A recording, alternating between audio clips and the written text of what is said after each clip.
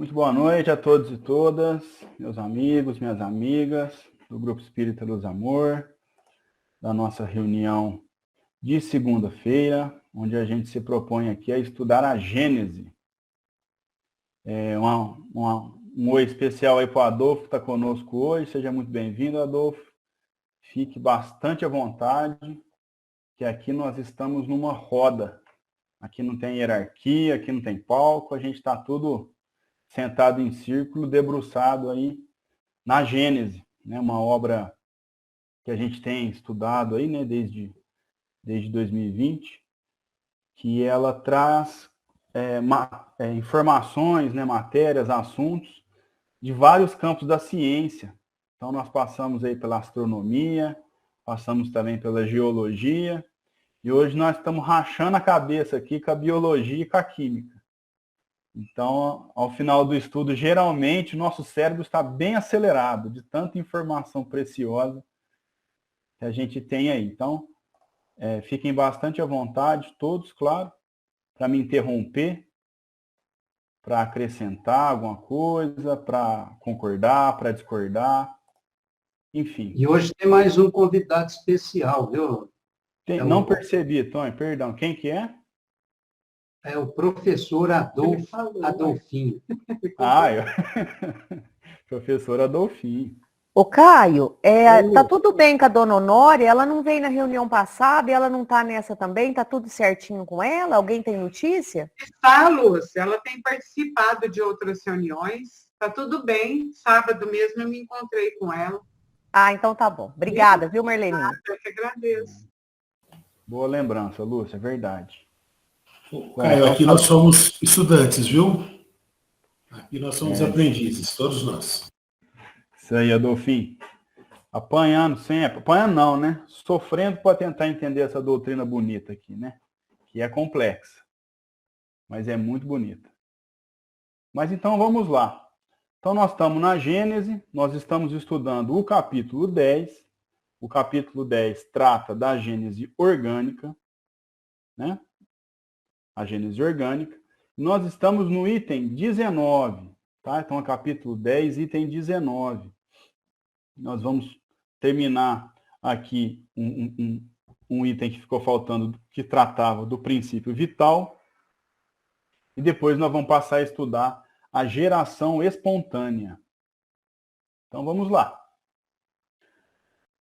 Bom, Kardec vinha falando aqui sobre o princípio vital, né? A importância dele, né? Na diferenciação de um corpo orgânico para um corpo inorgânico.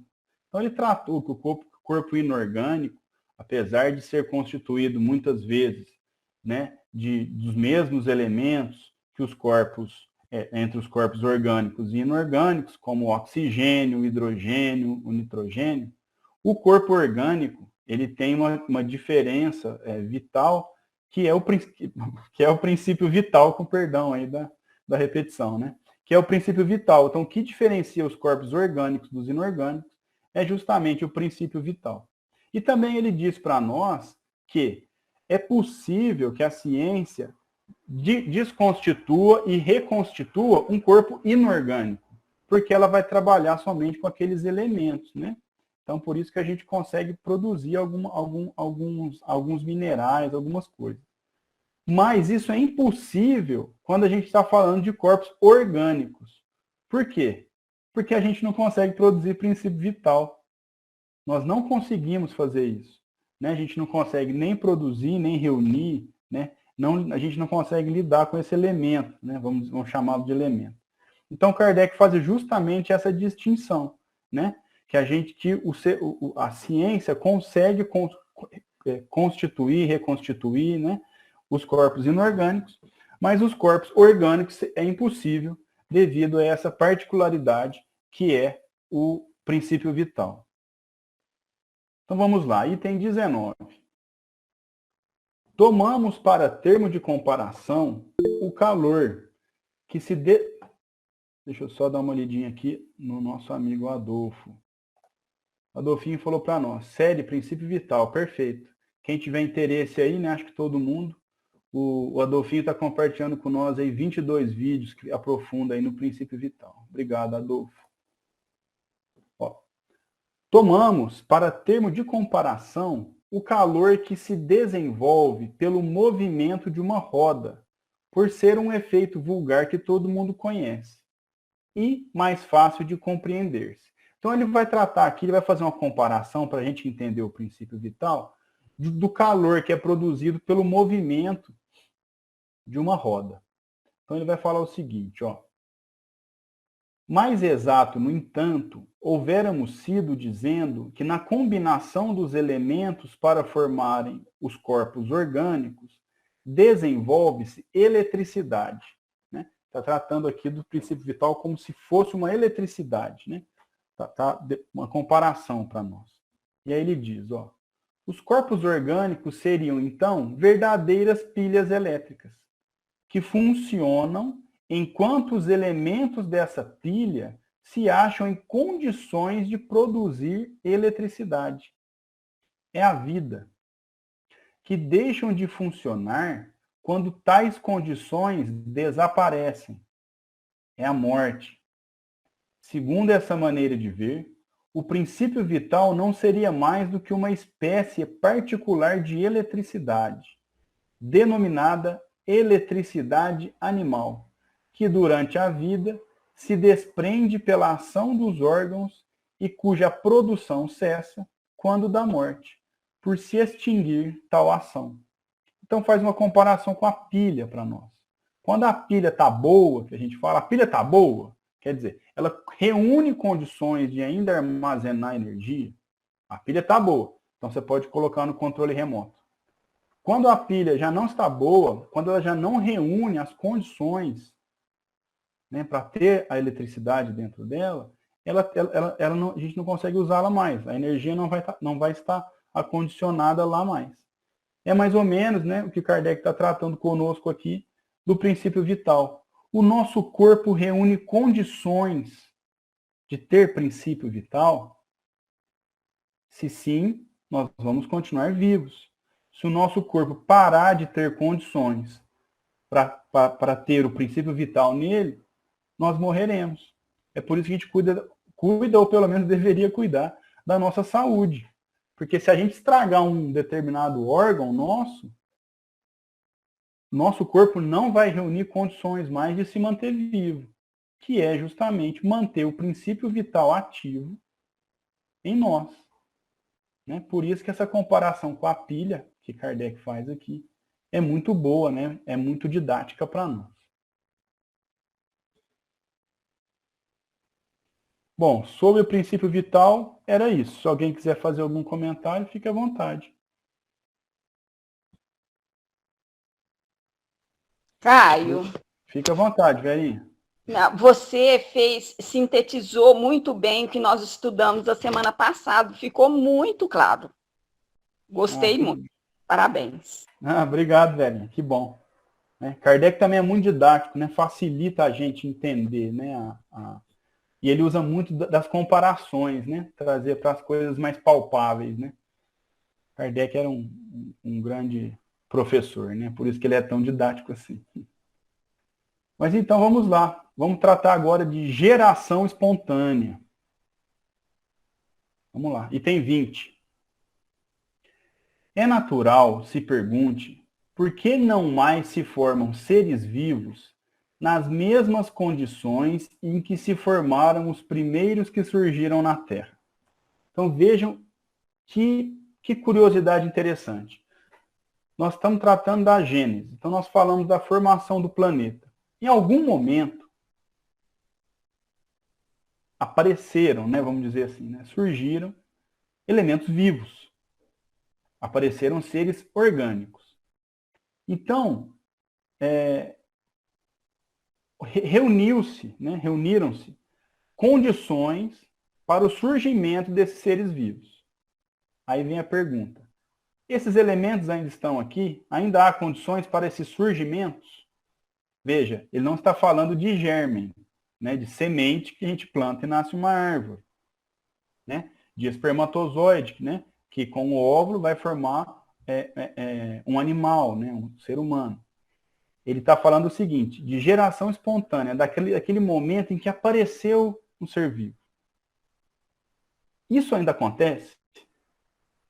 Porque em dado momento aconteceu, seja qual teoria que a gente for adotar. Mas isso aconteceu num determinado momento. Isso acontece ainda? Essa é a provocação inicial desse tema. E aí Kardec vai continuar assim, ó. Sobre esse ponto... Ricardo, Fica à vontade, Tony. e por que aconteceu a geração espontânea naquele momento? Você está me perguntando ou você vai concluir o raciocínio? Perguntando. Ué, porque era a hora de ter vida na Terra, né? Fazia parte do crescimento. É isso Acredito mesmo. eu. Então eu estou certo. Ô, Caio, Fica à vontade, Ana. se você nos permite, você abrir um espaço aí para o Max, para ele, em moeda brasileira, assim, de uma forma bem simples, certo? Para que todos nós possamos entender, sem usar aqueles termos muito técnicos, que ele explicasse para nós esses dois sistemas que Kardec vai citar aí, né, dessas duas teorias, da biogênese e da abiogênese, que é a geração espontânea. Se ele puder adiantar aí para nós, vai ser muito bom, se você permitir. Porque você, como se diz, você manda e não pede. De minha parte, eu já estou todo ouvido ao Max. Agora é com ele. Eu só termina o 20, que aí depois a gente conversa sobre isso. Tá bom. Então eu vou discorrer aqui, Kardec vai tratar, né, a maneira dele, também a época dele. E aí depois, Max, se você quiser e puder, você arremata para nós, então. Ó, vamos lá. Sobre esse ponto, não pode deixar de lançar luz a questão da geração espontânea, que tanto preocupa a ciência, embora ainda esteja diversamente resolvida. O problema é este. Formam-se, nos tempos atuais, seres orgânicos pela simples reunião dos elementos que os constituem, sem germens, previamente produzidos de modo ordinário de geração, ou por outra, sem pais nem mães. Então, formam-se germens, formam-se seres vivos, formam-se seres orgânicos, sem pai nem mãe, sem germe. A provocação é essa. E aí Kardec vai trazer algumas teorias. E aí ele vai falar assim para nós, ó. Os partidários, né? Então ele está falando, quem toma partida, aqueles que entendem dessa forma. Os partidários da geração espontânea respondem afirmativamente, apoiando-se em observações diretas, que parecem concludentes, né? Que parecem conclusivas. Então Kardec está falando assim, ó, quem defende a geração espontânea, a teoria da geração espontânea, acredita que essas gerações espontâneas ainda acontecem nos dias atuais. Quem adota essa teoria. Agora ele vai falar diferente, ó.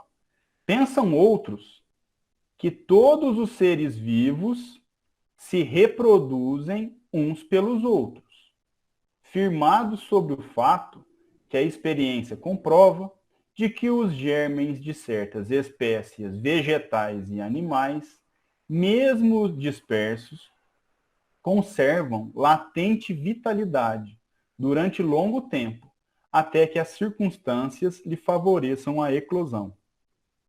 Então, uma parte vai falar, quem defende a geração espontânea, isso aconteceu e isso ainda acontece. Quem não defende essa teoria, quem defende outra teoria, que eu acho que Kardec não colocou o nome aqui, dizem o seguinte, todo ser orgânico depende de um germe. Ele vai depender de um germe. Então ele vai falar o quê? Que nos seres vegetais e animais, né, mesmo que dispersos, vai ter uma vitalidade latente. A gente pode falar uma vitalidade adormecida, uma vitalidade paradinha. Que quando ela encontra o ambiente propício e os elementos propícios, ela eclode. Nessa eclosão, então, teríamos aí a vida. E aí Kardec fala assim, ó, esta maneira de entender deixa sempre em aberto a questão da formação dos primeiros tipos de cada espécie. Então, quem não defende a geração espontânea, fica uma pontinha aberta, né? Que é até uma questão filosófica, né? Quem não defende a geração espontânea vai sempre falar que tem um germe que possui uma vitalidade. Mas esse germe veio de onde? Ele veio de outro germe. E o germe que veio é a brincadeira, quem nasceu primeiro, o ovo ou a galinha, né? Mais ou menos isso.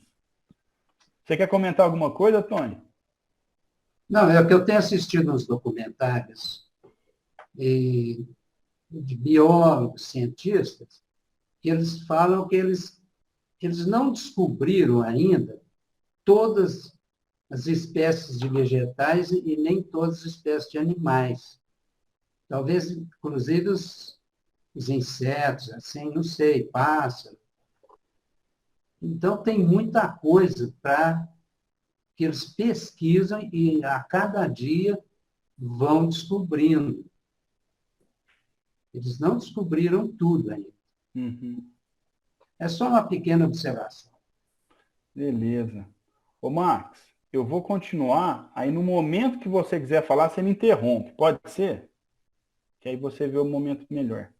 Não, só para comentar o que a Ana perguntou, sobre isso da biogênese e da abiogênese, né?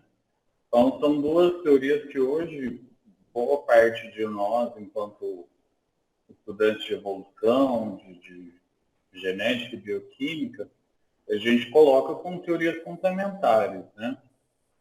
A abiogênese, hoje, ela, nessa primeira parte, ele coloca como uma interrogação, será que ainda é possível? E a gente tem vários exemplos disso, principalmente em algas marinhas, por exemplo. Vou dar um exemplo mais fácil de ver.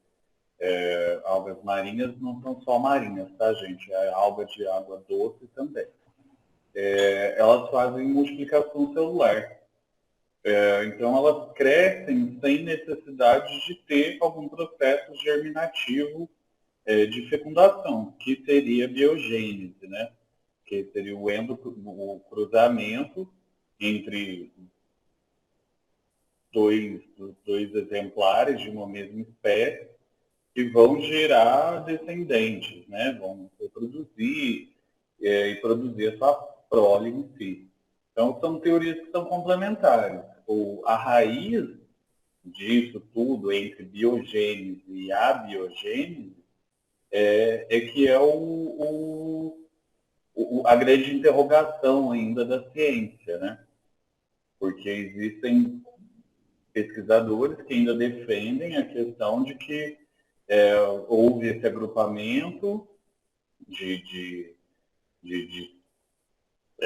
elementos químicos formando uma estrutura, essa estrutura se desenvolveu e formou uma célula, e a partir dessa célula ela foi se reproduzindo e criando os organismos multicelulares, né? Aí vamos tudo que a gente tem aí enquanto... Deixa eu abrir a câmera para falar agora que eu vi. Tudo que a gente tem de diversidade biológica.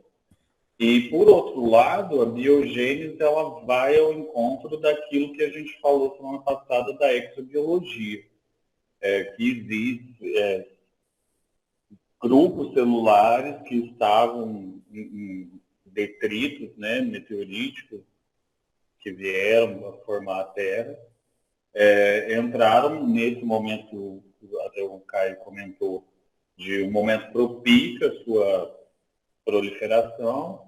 Essas células foram se cruzando, gerando novos tipos celulares, e aí a gente teria essa diversidade biológica. Mas são duas teorias que são praticamente complementares. Assim, não dá para bater o martelo e falar que uma limita a outra, ou uma exclui a outra. Elas têm vertentes dentro da ciência bem complementares. Ana, era isso que você tinha proposto de pergunta? Então, a teoria da abiogênese ou geração espontânea não está descartada. Não é que ela Quer dizer não que está... quando o Pasteur bateu o martelo, ele não estava completamente certo. Quando ele disse que não tinha possibilidade de haver geração espontânea. Não é que ele não estava, assim, ele não deveria ter batido o martelo, né? Seria a gente jogar uma pedra numa coisa que a gente não tem tanto conhecimento. De fato, a geração espontânea hoje, ela é tida como algo meio limitado, sabe? É uma informação muito limitada. Existem outras nuances aí dentro dessa ideia de geração espontânea que vai muito mais além, que é isso que a gente vem discutindo, de agrupamento de elementos químicos, formando estruturas, e são coisas que Pasteur não tinha, né? Pasteur vai olhar para uma questão de que vamos pôr, num modelo, né, ecossistêmico, seria até uma placa de Petri, que foi o que Pasteur utilizou, ali aquilo não ia surgir do nada. Já existia um organismo ali, que é o que o Caio falou antes do organismo latente. Ele só não tinha encontrado as condições suficientes para se desenvolver. Então, por isso que ele fala, a geração espontânea não é isso, né? Então, por isso que eu estou trazendo uma outra visão do que seria essa geração espontânea num contexto de surgimento do planeta. Pasteur vai falar de geração espontânea num contexto de eu tenho um ecossistema, tá, gente? Ecossistema, a gente não precisa imaginar a Amazônia, às vezes uma xícara, uma borda de xícara é um ecossistema, dependendo do organismo ali. Então, esse organismo ele já estava ali. Ele vai passar a se desenvolver quando ele encontrar condições. Vou dar um exemplo que a gente tem muito até em casa. O fungo. Entendeu? A gente não vê fungo. Ele está ali, está na nossa casa inteira. Deixa a casa molhada, assim, cria um ambiente de umidade, pouca ventilação e um calor que vai ferver uma fonte de calor que vai dar uma aquecida nessa umidade. Uma semana a sua casa está fechada de fungo. Entendeu? Então, isso o Pasteur fala que não existe. Entendeu? Assim, esse organismo estava ali. Ele encontrou as condições para se desenvolver. Agora, quando a gente leva essa ideia de geração espontânea para um universo de evolução biológica, a gente joga isso muito lá atrás na história. E aí é pensar a geração espontânea desde a primeira formação dos seres vivos. Fez sentido, Ana? Mas, atualmente, eles aceitam mais, você que está aí na atualidade da biologia, eles aceitam mais a biogênese. A gente acredita mais nela no sentido de explicar melhor o que a gente tem. Porque, por exemplo, o que o Caio falou ali para cima dessa questão da diversidade de animais e plantas, né? Até, Caio, volta um pouquinho no texto, eu acho que está no segundo parágrafo que você leu. Então, isso. Aqui, ó. Formam-se nos tempos atuais seres orgânicos pela simples reunião de elementos que os constituem, sem germes previamente produzidos de modo ordinário de geração, ou por outras, sem pais e mães. Nessa parte que a gente está falando, é a primeira parte do que seria a nossa biogênese, que é a multiplicação celular. Quando a gente tem, até vou pegar o exemplo que o Caio deu da fecundação. A fecundação nada mais é que uma única célula. E a partir dessa única célula, esse organismo vai se multiplicando e se transformando num organismo multicelular. Olha o que a gente é hoje. Entendeu? Então, assim, falar que essa célula veio do nada é estranho, entendeu? Só que no caso da fecundação, houve a fecundação do germe. No caso da alga, que eu dei o exemplo, não teve. É simplesmente uma multiplicação celular. Isso acontece, inclusive, com alguns poríferos. As esponjinhas, o Bob Esponja, alguns poríferos desses fazem multiplicação celular. Então, eles crescem sem necessidade de fecundação. Eles simplesmente crescem. Então, nos seres mais simples, ainda há geração espontânea. Ainda há a biogênese. Não, a gente não fala isso como geração espontânea, a gente fala de reprodução assexuada, né? Nesse sentido. Eu usei o termo geração espontânea para explicar a primeira formação da célula, por exemplo, um protozoário mais simples que a gente existe, que a gente nem tem registro disso. Então, é uma coisa muito anterior. A gente usa, às vezes, falar geração espontânea, a gente prospecta para uma coisa muito além do que a nossa história natural consegue compreender. Porque seria essa primeira reunião de elementos formando uma estrutura celular, um lipossomo, que seria o que a gente faz, por exemplo, com detergente, que é uma aglomeração de gordura. Tá? Então, a primeira coisinha ali, isso seria uma geração espontânea, muito entre aspas, que seria mais uma formação dos primeiros organismos. Eu coloquei como geração espontânea só para situar na história natural. Fez sentido? Fez. Explicou muito bem. Não sei se a Ana está satisfeita, Ana? Sim. Tá, mas, gente, Só quero mais uma perguntinha. O Pasteur provou que bicho de fruta não é fruta. Então. É exatamente isso, entendeu? É o mesmo exemplo que eu dei do fungo, Ana. Quando a gente pensa, aquele bicho estava ali, esse organismo estava ali. Ele só não tinha encontrado condição.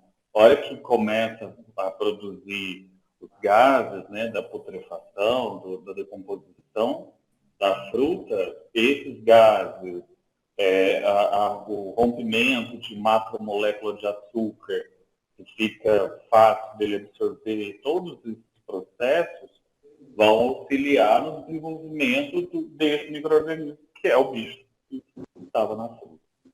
Então, por isso que não existe geração espontânea, num sentido atual da coisa. Perfeito, Marcos. Obrigado pela aula aí. De graça, hein? Obrigada. Isso aí, excelente. Muito bem. Então, no item 21, Kardec vai falar assim para nós, ó. Sem discutir os dois sistemas, então ele vai falar assim, ó, sem entrar no mérito, qual que está certo, qual que está errado, sem entrar nessa discussão, convém acentuar que o princípio da geração espontânea, evidentemente, só se pode aplicar aos seres das ordens mais ínfimas do reino vegetal e do reino animal, aqueles em os quais a vida começa a despontar e cujo organismo extremamente simples é, de certo modo, rudimentar. Então, vou pegar o exemplo da fruta, que o Marcos explicou, que a Ana fez a pergunta, né? Não vamos falar aqui em geração espontânea, como o Marcos bem explicou. Ele só eclodiu. Melhor você acabar de ler o trecho. Então vamos lá. Ao invés de você explicar, porque é autoexplicativo. E é o que eu estava falando para ela. Então vamos terminar. Extremamente simples é, de certo modo, rudimentar. Foram esses, com efeito, os primeiros que apareceram na Terra e cuja formação houve de ser espontânea. Assistiríamos assim à criação permanente, análoga à que se produziu nas primeiras idades do mundo. Então, quer falar, Marcos? Pode falar. Não, pode falar. Basicamente, eu vou explicar o seguinte. é o exemplo que o Max deu do bicho da fruta, que eclodiu ali naquelas condições, como ele falou da formação dos gases, que gerou porque a fruta estava muito madura, né? Estava ali apodrecendo já. Ele eclodiu. E quando eclode, né, uma vida dessa, é uma vida muito simples, né? A gente não vai, de repente, reunir umas condições e, ó, temos um bebezinho aqui, né? Um ser complexo, que tem vários órgãos, que produz um monte de coisa. Vai ser simplesmente seres mais serão organismos mais simples, sejam eles vegetal ou animal. Fica à vontade, Marcos. Ana, agora fez sentido? Como? Agora fez sentido o que eu estava te falando? Porque Ah, aqui, sim. Não, eu entendi bem. porque quando ele coloca o princípio de geração espontânea e traz essa ideia dos primeiros seres, a gente tem que pensar na simplicidade do que era esse organismo. O que a gente tem hoje, em termos de diversidade biológica, mais próximo dessa realidade, seria um protozoário, uma bactéria. Entendeu? É o mais próximo que a gente tem do que seria a geração espontânea nesse primeiro organismo que surgiu lá nos tempos de formação da Terra, entendeu? Mas nem dá para comparar. Hoje a gente tem uma diversidade em termos de protozoa, que seria esse filo, muito grande. Então, assim, seria a base do que são os protozoários. A partir dali, com o aumento, né, da diversidade biológica, a gente não pensa mais em princípio de geração espontânea. A gente pensa na biogênese. E aí vem os processos de seleção natural, adaptação, e tantos outros processos que a gente tem em termos de evolução mesmo. Mas era isso aí, Caio. Desculpa ter falado pra você continuar lendo. Mas é porque é auto-explicativo. Tá bom? Não, foi ótimo, Marcos. Que isso, que aí organiza o raciocínio. Isso aí, muito bem. Então a gente conseguiu entender muito bem aí essa discussão, né? E Kardec, à época, né, não tomou partido de nenhuma nem outra teoria, mas deixou claro ali o que a gente tem. Né? O que a gente tem são seres, organismos extremamente simples. Item 22. Mas então, por que não se formam da mesma maneira os seres de complexa organização? Por que os seres mais complexos, um elefante, uma girafa, uma palmeira, não forma desse jeito também um peixe? Por quê? Né? Essa é a pergunta.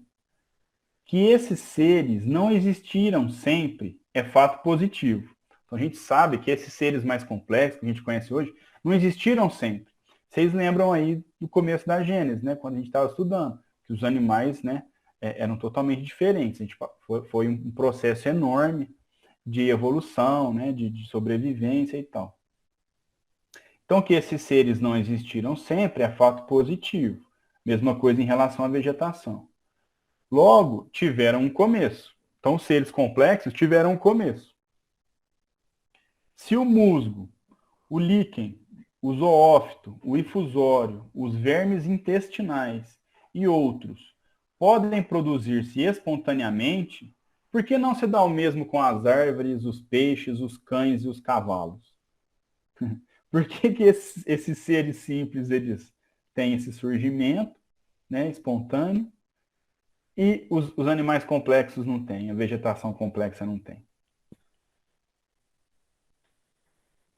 Param aí, por enquanto, as investigações. Desaparece, é muito importante esse termo, eu vou grifar, o fio condutor. Então, param aí as investigações. Desaparece o fio condutor. E até que ele seja encontrado, fica aberto o campo das hipóteses. Então, a gente não consegue, assim, de longe, né, sem estudar a fundo, entender como é que surgiram seres mais complexos. Aí ele fala, desaparece o fio condutor. Né? Então, a gente fica no campo das hipóteses. Fora, pois, imprudente e prematuro apresentar meros sistemas como verdades absolutas. Né? Agora aqui ele vai adentrar nessa questão do fio condutor aí, que a gente tratou. Se a geração espontânea é fato demonstrado, por muito limitado que seja, não deixa de constituir um fato capital, um marco de natureza a indicar o caminho para novas observações. Então, ele fala se, né? Se a geração espontânea é um fato demonstrado, né? Mesmo que ela seja muito limitada nessa explicação, ela constitui um fato capital, um marco para a gente constituir novas observações. A partir dela, a gente vai observar coisas. A partir desses seres orgânicos, extremamente simples que surgiram, a gente pode tirar algumas observações. Sabe-se que os seres orgânicos complexos não se produzem dessa maneira. Mas quem sabe como eles começaram? Quem conhece o segredo de todas as transformações? Vendo o carvalho sair da glande, quem pode afirmar que não existia um laço misterioso entre o pólipo e o elefante? Ô Max, eu tinha deixado uma aba aberta na Wikipédia explicando o que era pólipo. Você sabe de cabeça aí? Acho que sabe, né? Bom, se o pólipo é o que eu estou pensando, são as nossas esponjas aí, por exemplo. Olha lá, que aquele pólipo, não. Isso. É que são termos antigos, né? É porque aquele já está te dando uma outra coisa. Você está pensando em tumor, pelo amor de Deus, gente. Não. Mas é que a ideia do pólipo, assim, quando ele traz desse jeito, e aí, aproveitando, é o grande problema, deixa eu abrir a câmera, é um grande problema hoje da internet. A gente joga uma coisa lá e dá um resultado de coisa. A gente usa hoje pólipo para falar de tumor, né, do câncer em si, quando é uma proliferação celular desordenada. Então, ele gera que aí é igual a teoria aqui, tá vendo? Que tem 3 exemplos. Pólipo colateral, pólipo não sei o quê.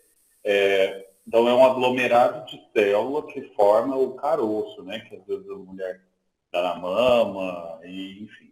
Mas isso aí é um pólipo, tá? Isso aí é o pólipo, é um quinidário. Isso, eu tinha separado. Nem é esponja do mar, é um quinidário, que é para além da esponja do mar. Isso. Eu tinha separado, mas eu tive que trocar de computador, então tinha fechado a aba. Mas olha a pergunta que Kardec coloca aqui interessante. Que laço misterioso que existe entre o pólipo, então vocês veem aqui o pólipo, e um elefante? Que laço misterioso é esse que a gente tem o surgimento de seres orgânicos extremamente simples e de repente a gente tem um elefante? De repente não, né? Assim, a gente tem um elefante, a gente tem uma girafa, tem uma águia.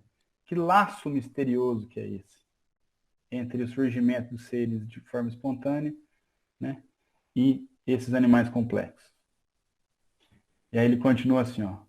No estado atual dos nossos conhecimentos, não podemos estabelecer a teoria da geração espontânea permanente, senão como hipótese, mas como hipótese provável e que um dia talvez tome lugar entre as verdades científicas incontestes, né? Então ele falou que era uma teoria, à época dele, que ele via ali muita possibilidade de comprovação, né? Mas, assim, como o Max também explicou, os termos, eles mudam muito, né? Então, a geração espontânea, né? Espontânea, como o Max falou, assim, ela não é aceita, né, Max? Acho que foi isso que ele falou. A gente tem, então, a eclosão, né? Como ele deu o exemplo ali, do bicho da fruta, né? Que aquela vida está ali e só está esperando as condições propícias para eclodir a vida, né? Só uma coisa nisso que você está falando, cara, é a questão de temporalidade. Darwin escreveu A Origem das Espécies mais ou menos na mesma época dessa publicação. Então, muito que se tem hoje de seleção natural, de diversidade biológica, em termos evolução biológica é praticamente da mesma época da publicação desse livro. Então, muitas coisas que hoje a gente entende, naquela época ainda não era muito difundido, né? Darwin ainda estava produzindo muitos escritos sobre evolução, né? Que é o que se traz aí em termos de criação desses organismos, até que ele suscita essa pergunta, mas um pólipo e um elefante podem ter a mesma origem? E hoje a gente sabe que sim, que tudo tem uma raiz numa árvore, né, que a gente chama de cladograma, mas é o que popularmente se conhece como árvore genealógica, né? Quando se faz um estudo de evolução, a gente sabe que existem organismos que compartilham características, igual o exemplo que ele trouxe, que é um mamífero e um quinidário. São totalmente diferentes, mas que partilham uma origem comum. E aí veio explicar muito depois, né? Não no mesmo contexto que existe. Perfeito. Então, a pergunta que Kardec fez, o Marx falou para nós aqui a resposta. Né? Qual que é o laço misterioso entre o pólipo e o elefante? A evolução. Que aí Darwin, como o Marx bem explicou aí, né, trouxe, né, para nós aí, através da evolução das espécies. Né? Então é isso. E agora, o que Kardec vai fazer? Ele vai tratar a escala dos seres orgânicos. Né? Para a gente poder entender o caminho entre um pólipo e um elefante. Né? Tem um caminho entre eles, tem uma escala ali. E aí a gente vai conseguir entender essa ideia muito bem. Ó, entre o reino vegetal e o reino animal, nenhuma delimitação há nitidamente marcada. Nos confins dos dois reinos estão os zoófitos, ou animais plantas, cujo nome indica que eles participam de um e de outro, serve-lhes de traço de união. Pelo pouco que eu li, né, só dei um Google aqui para entender mais ou menos, esses zoófitos ou animais plantas, era na época, né, Max? Hoje em dia não tem mais essa classificação, não sei se é assim que se diz. Porque na época eles indicavam alguns vegetais, por exemplo, como a esponja, por exemplo aí que o Max deu, que ele era animal e também era planta, eram os dois. Então seriam esses zoófitos aí, ou esses animais plantas. Viajei muito, Marcos? Não, Caio, é exatamente isso. Assim, em termos de classificação, talvez o pessoal mais velho deve ter visto de uma forma que hoje já não é mais da mesma forma. E para a nossa geração que saiu assim, do ensino médio, já mudou totalmente. Então, antigamente a gente tinha 5 reinos, e aí existiam esses reinos que agrupavam algumas plantas e animais, e aí viu que estava tudo esquisito, que tinha coisa que não devia estar de um lado e estava do outro, e aí reorganizou através dos grupos biológicos, né, que aí passaram a ser 4, enfim, está sempre mudando isso, justamente pelo mais basal, que é o animal mais simples, o organismo mais simples. A botânica, eu falo muito, o reino animal para mim é uma incógnita, porque eu estou muito distante dessa realidade, mas como eu trabalho com meio ambiente vegetal, fica mais fácil de exemplificar. Então, muitos protozoários, por exemplo, que a gente encontra em alimento, sei lá, na água, enfim, eles foram esses zoófitos, né, que a gente fala, desculpa, porque eles compartilham características de plantas e animais. Por exemplo, alguns deles são capazes de produzir energia através de fotossíntese. mas a reprodução dele é totalmente uma reprodução de animais. Então, ali estava o problema. Tanto que esse grupo foi separado e colocado como mais basal em termos de estrutura biológica. Porque não dava para falar se ele era um animal ou se ele era uma planta. Porque ele tem características dos dois reinos, né? E ainda hoje não se conseguiu consensuar, né? De falar assim, não, é isso, ponto final. Que a gente não tem Max, o exemplar os corais, por exemplo, estão nessa, né? Então, Ana, o coral, ele já é classificado dentro do animal. O quinidário, porífera, porque os corais estão dentro de porífera. Então, todos esses... Até o ponto que eu estudei, em geografia, os corais estavam nesse... Eles são fixos, né? Como as plantas, mas têm características de animais também. Exatamente. E é justamente isso, né? Esse eram os problemas, entendeu? Mas tanto porífera, quinidária, que são animais marinhos, eles já foram levados para zoo, né? Então seria esse reino animal mesmo. O reino vegetal, ele ficou com o que seria planta. Aí até pegando o exemplo lá de cima, que era o musgo, que são esses organismos mais simples, também foram levados. Mas o protozoa, que são os protozoários, bactérias, esses organismos microcelulares, às vezes, é impossível ainda, pelo nosso desenvolvimento tecnológico, em termos de investigação, bater o martelo e falar, olha, está tudo aqui, está tudo de cá. Não dá. Então, eles têm o protozoa, que seriam esse grupo de organismos onde a gente não consegue bater o martelo ainda e falar, é isso, ponto final. Mas porífera pode ficar tranquilo que já foi para azul. Ô, Max. Oi.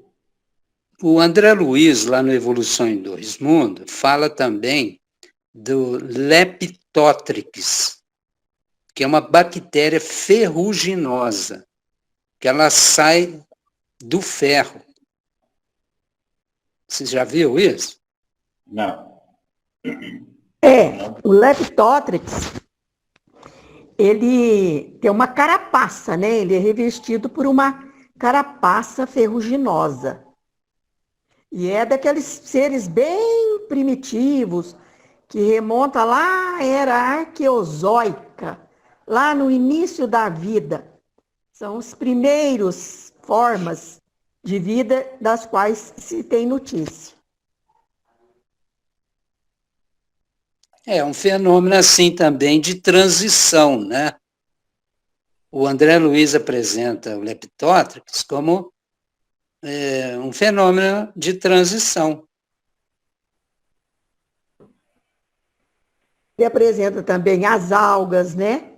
As cianobactérias, que são que perfazem, né? Esse processo aí de transição.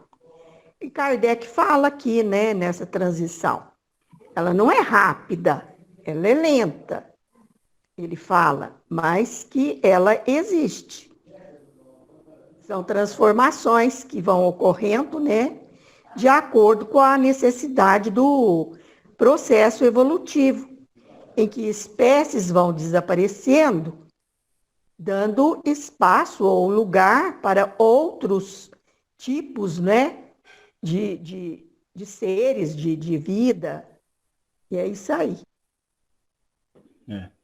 E esse zoófito, que eu pedi para o Max explicar para a gente, é para a gente conseguir entender o raciocínio, que Kardec vai trabalhar com esse termo, para apresentar para nós aí a escala orgânica.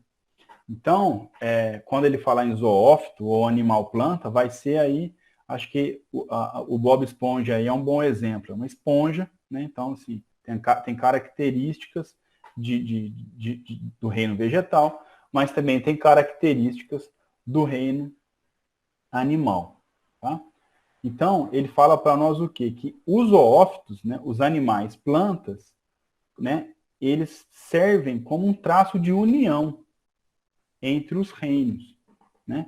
Como seria aí uma espécie, né, de transição. Mas ele vai discorrer isso, assim, não me entendam mal. Vamos usar, vamos fixar o termo um traço de união entre os reinos. Eu só quero falar para o Tonho que isso aí, Tonho, esse Leptotrix aí, ele aparece lá na escala geológica do tempo também, certo? Em geologia, tá bom? Não é só no André Luiz, não. Eu ia até perguntar pro Ele aparece na Antônio. ciência também. Então, porque eu fui, enquanto você estava... Não, mas o André Luiz fala que ele não ia falar nada além da ciência nesse livro. Então, mas e aí? O que está escrito nesse livro, seu Antônio? Porque eu confesso que eu não li sobre essa bactéria, porque pelo que eu estou lendo aqui no... É no Evolução em Dois Mundos. É lá no começo. E aí teria que ler lá, assim, de cabeça, eu não sei. Ele fala que foram as primeiras formas de vida que apareceram no seio dos oceanos. Certo? Isso que ele fala. Eu li já lá na Evolução em Dois Mundos, já fiz estudo, certo? Então ele fala isso. As primeiras formas de vida que surgiram. Aí ele cita as algas azuis, certo? As cianobactérias, e vai citando tudo isso aí.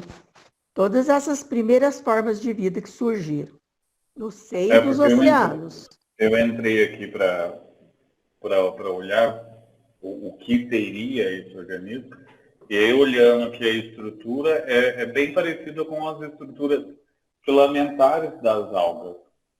Só que ele tem uma outra capacidade que é a de acumulação de ferro, que o seu Antônio falou. E por causa disso, ferruginhas. Não quer dizer que ele nasce do ferro. É que ele absorve elementos de ferro durante a sua ação, e isso faz com que ele tenha essa cor diferenciada. Inclusive, hoje... É uma carapaça que ele tem, sabe? Que os animais têm alguns que têm carapaça, né? Igual o caramujo, né? E a ostra. O Leptotrix também tem essa carapacinha aí, ferruginosa. Então, mas... Concreção ferruginosa. Mas o ano que a gente tem que pensar, assim, é que quando a gente fala carapaça, por isso que eu fiquei procurando aqui para ver o que é. Quando a gente fala carapaça, a gente está falando de inseto, de artrópoda. Então, assim, é um negócio que não tem nada a ver com protozoa, que seriam essas bactérias. Quando a gente está falando de bactéria, é uma estrutura celular. Tanto que ela é uma bactéria gram-positiva, que são células que possuem uma estrutura, que aí é o que você está falando da carapaça, mas que a gente chama de cápsula. E essa cápsula, quando vista ao microscópio, ela tem essa cor ferruginha, que é uma cor cobreada. Por isso que as imagens que eu estou vendo aqui de microscopia é sempre rosa, porque só aparece esse tipo de coloração quando existem presença de metais dentro, associadas à cápsula desse micro-organismo, tá? E aí é só para entender. E esses são os organismos que foram os mais resistentes em termos de evolução. Por isso que ele pega esse exemplo, talvez, Antônio, para falar dos organismos mais simples, que são organismos de lá de trás, que resistiram ao longo da história, foram se adaptando às novas condições ambientais, tanto que hoje ele causa problemas no trato genital feminino. Entendeu? Então é um negócio que a gente tem de milhares de anos atrás, que continuou aí, assim, lógico, né? Provavelmente algumas modificações ocorreram, mas ele está causando infecção genitália em mulheres. Entendeu? Então, assim, é um grupo muito resistente e a história natural tem muito que conhecer disso aí ainda. Tá? Não me leve a mal, tá? Muito bem. É isso aí. Nosso tempo se encerrou, mas a gente vai falar semana que vem das escalas dos seres orgânicos. E aí, como o Max explicou aí, né, com esses zoófitos, no animais, plantas, como um exemplo de um organismo muito simples, né? E aí Kardec vai trazer para nós aí justamente o quê? A evolução. Então, didaticamente, que é a forma que Kardec escreve, ele vai passando aí para nós a escala, para que aí a gente chegue em vocês e em mim, que aí a gente vai falar do homem corpóreo. Então, vejam a beleza da natureza, a beleza e a inteligência da criação divina. E Kardec, Caio, foi contemporâneo de Darwin. Foi, exatamente. Então, aí vou passar só o trailer do estudo da semana que vem, para vocês ficarem com vontade. Então, é isso aí. A gente vai tratar dessa escala dos seres orgânicos, para a gente adentrar nos seres, né, nos seres corpóreos, né? No homem corpóreo, né? No ser humano. E aí depois a gente já vai entrar na gênese espiritual. Então tem muita coisa boa para vir ainda. Adolfo, você quer fazer algum comentário? Fica à vontade. Não, é só parabenizar vocês pela brilhante aula. Aprendi muita coisa aqui, muito bom. Então você já sabe, né? Já tá na lista de presença. A gente quando estuda esses... Hã? Você já está na nossa lista de presença. É um show de aula, não é, Adolfo? A gente quando estuda esses assuntos assim, eu que sou de uma outra área, né, da história, a gente não faz essas conexões aí, não. Muito bom. Excelente, a turma aqui é muito boa mesmo. A gente vai, como eu disse, a Gênese é muito complexa, trata de muitos assuntos, então a gente conta com a participação aí, né? A Ana também deu muitas aulas de geografia para nós aí, né? Eu brinco que só minha área que não chega nunca, Adolfo, que eu sou da área jurídica, então assim, não vai chegar nunca. Tá bom? Alguém quer fazer mais algum comentário? Pode ficar à vontade.